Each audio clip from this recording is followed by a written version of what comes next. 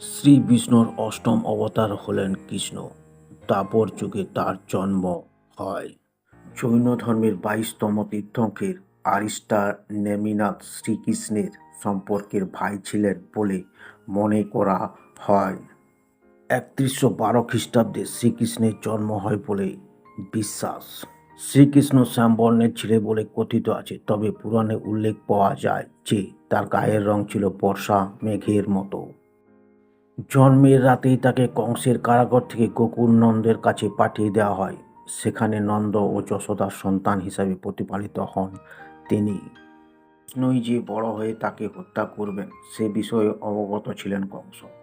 সেই কারণে কৃষ্ণের জন্মের আগেই দেবকী ও বাসুদেবকে কারাগারে নিক্ষেপ করেন তিনি। দেবকীর গর্ভে একের পর এক সন্তানের জন্ম মাত্রই তাদের হত্যা করেন তিনি। ছোট্ট কৃষ্ণকেও নানাভাবে হত্যার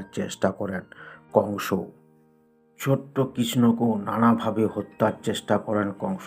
একের পর রাক্ষস ও অসুরকে কৃষ্ণবধের উদ্দেশ্যে গোকুলে পাঠান তিনি, কিন্তু প্রতিবারে ব্যর্থ হতে তার পাঠানো মৃত্যু দূতেদের। শ্রী বিষ্ণুর ষষ্ঠ অবতার পরশুরাম কৃষ্ণকে সুদর্শন চক্র দিয়েছিলেন বলে পুরাণে উল্লেখ পাওয়া যায়। এই বিষয়ে গল্পটি নিম্নরূপ। পুরাণেতে পরশুরামের চিরঞ্জীবী বা অমর সত্যযুগ থেকে শুরু করে ত্রেতা ও দ্বাপর যুগে পরশুরামের উপস্থিত কাহিনী পাওয়া যায়। ত্রেতা যুগে সীতার স্বয়ংবর সভায় যখন রাম পরধনু ভঙ্গ করে ফেলেন, তখন রুষ্ট হয়ে তাকে শাস্তি দিতে মহেন্দ্র পর্বত থেকে সেখানে উপস্থিত হন পরশুরাম। কিন্তু বিষ্ণু আর এক অবতার রামের আসল প্রকৃতি জানতে পেরে তাকে সম্মান প্রদর্শন করেন তিনি। সেই সময় রাম তাকে সুদর্শন চক্রটি গচ্ছিত রাখতে অনুরোধ করেন।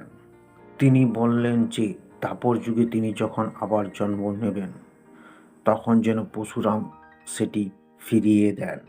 দ্বাপর যুগে শ্রীকৃষ্ণ রূপ ধরে বিষ্ণুর ধরাধামে অবতীর্ণ হলে ধর্মরক্ষা করার জন্য তাকে সুদর্শন চক্রটি ফিরিয়ে দেন পরশুরাম। শ্রীকৃষ্ণের ধনুকের নাম ছিল সরঙ্গ, তার খড়গের নাম ছিল নন্দক, এবং তার গদার নাম ছিল কৌমুদিক, এবং তার শঙ্খের নাম ছিল পাঞ্চজন্য।